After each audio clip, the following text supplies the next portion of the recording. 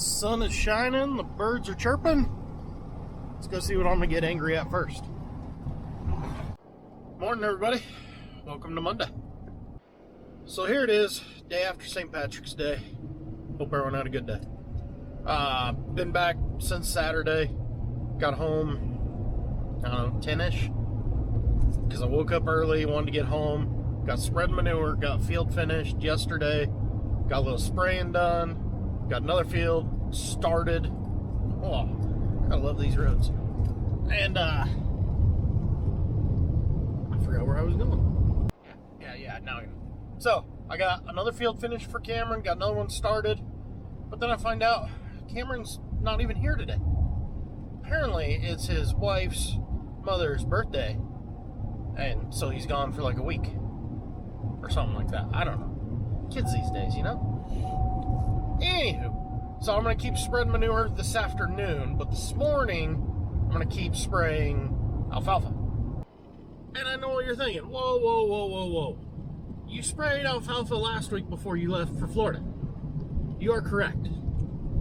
But because I'm going to go with we don't think ahead, let's go with that. All I was putting out was a pre-emerge. Now that it's warming up, which we can see it then, we've got a lot of mustard coming. I'll show you guys what that is later whenever I'm getting ready to spray.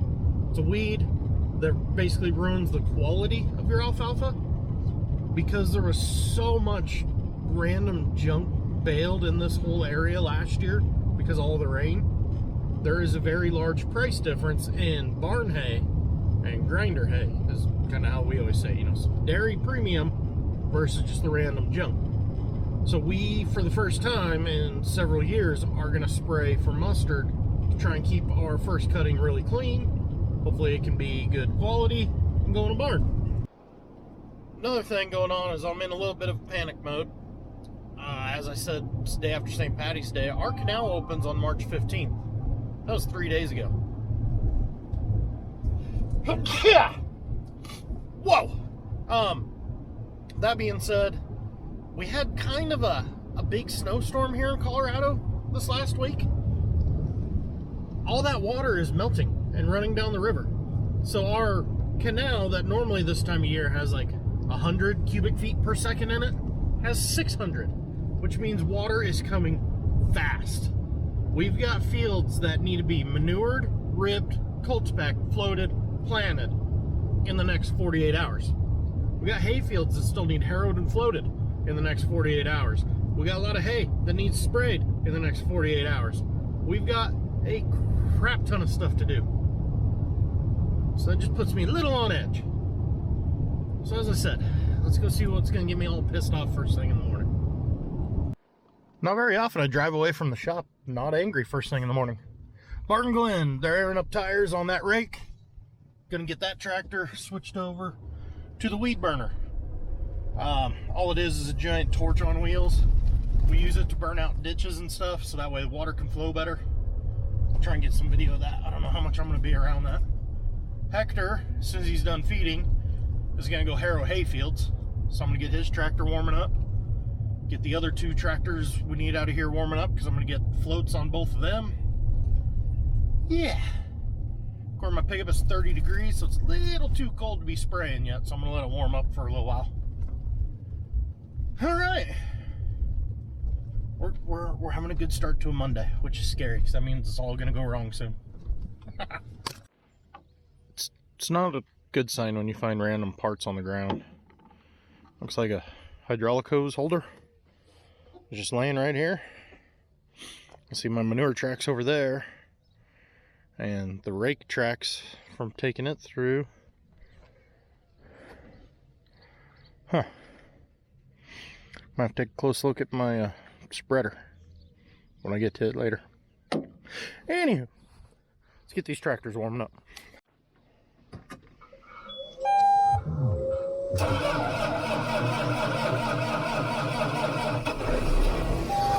Like a champ. So what the hell is a harrow?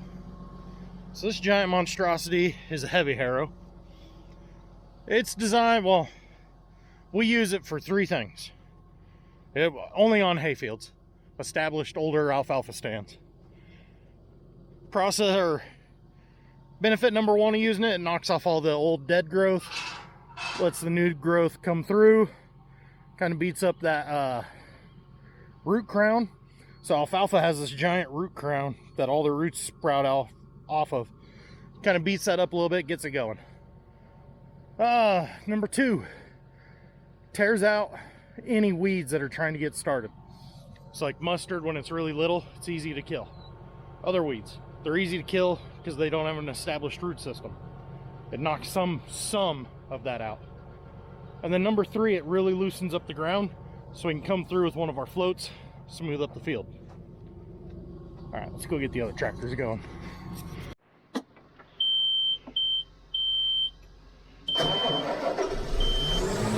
Oh, nice and smooth. Very high idle. Good God. I can't pull the steering wheel with one hand.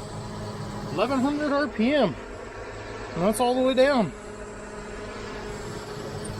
Yeah, whatever. Like I said, Cameron's not here due to the 5-day birthday, so I'll leave his tractor off. In all honesty, I can't remember why Cameron's not here.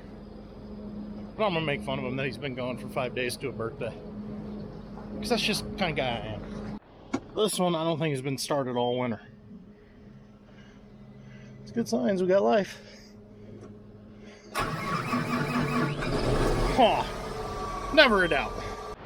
Now, even though this is going to get used probably tomorrow, hopefully, I'm still going to unhook it because today I need this tractor floating hay fields.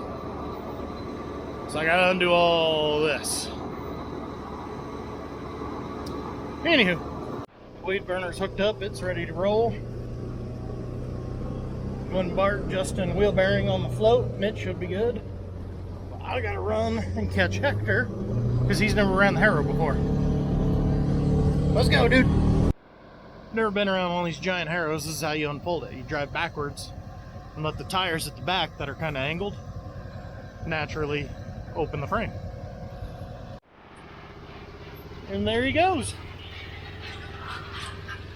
So, untouched, roughed up. Now this Harrow is very wore out. It should be a lot more aggressive than that. But for no more than is there, it's a lot of metal there, so they're crazy expensive. So we're trying to get by. But as you can see, it just kind of beats up that crown like I was talking about. Breaks off a lot of the old dead growth. Really? Pause for 1 second and you bail?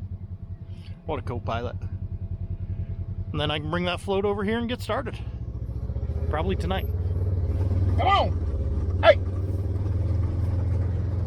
Harley!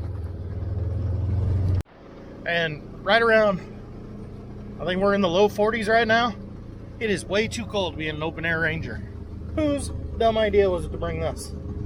Oh yeah, it was mine. It was my dumb idea. One thing that's got me a little nervous firing up these newer tractors, that one and the 195, for the first time this spring, pops up software update available. Click to download. So far I'm hitting cancel because last spring when Deere was really pushing out a new software, it had a bug in it that would just shut off your GPS. Be going along just fine and all of a sudden your GPS is gone. Wow, that is dirty. Hang on. Yeah, which I know what you're saying. Just grab the steering wheel. Yeah, that is what you have to do, but guess what? When you're trying to save money on seed, fuel, time, efficiency, all them things, driving with the steering wheel without any sort of marker arms on your planter or any sort of marker on your drill to know exactly where you should be, you waste a lot of time and money. I mean, Mike Mitchell up there in Canada, he had a rant in one of his videos last spring trying to run, 70-foot air seeder by hand. You waste a lot of time and money. So I'm gonna call Deere at some point today and see if there's any bugs in this one before I download it. Right now, I'm gonna hop on the sprayer. It's warmed up. My pickup still says 30, but it's warmer than 30. Let's get a load or two of Roundup sprayed. Did a little rework in the spray shed. Don't have it how I want it yet, but it's gonna be better. So I moved corn and sorghum chemicals over here to move my Roundup and 2,4-D, so like a wheat chemical here, because I'm just gonna start direct flowing these over this way. Those I already had direct flowing into there. I did have them over there with chemical pumps running off the battery. The pumps wear out. It makes a mess whenever you got to change everything. So I'm just like, you know what? I'm done with it. I need to change this though, because that is flowing very slowly. So I need a 2-inch hose like I have on that. Get it condensed way back over here. Come straight over. Change my plug there to a 2-inch. Yeah, so it'll be one of them things. I'll work on it another day. Right now though, we're going to load up some Roundup, go get spraying some alfalfa. That is mustard. That is what we were trying to get rid of. Basically anything you irrigate in the fall is going to have a ton of it in the spring. See, there's not a big root on it, so that's why the harrow is able to tear some of it out, not much. And then you hope a little bit of Roundup smokes it. Mother Nature cooperates. You can put up some premium alfalfa.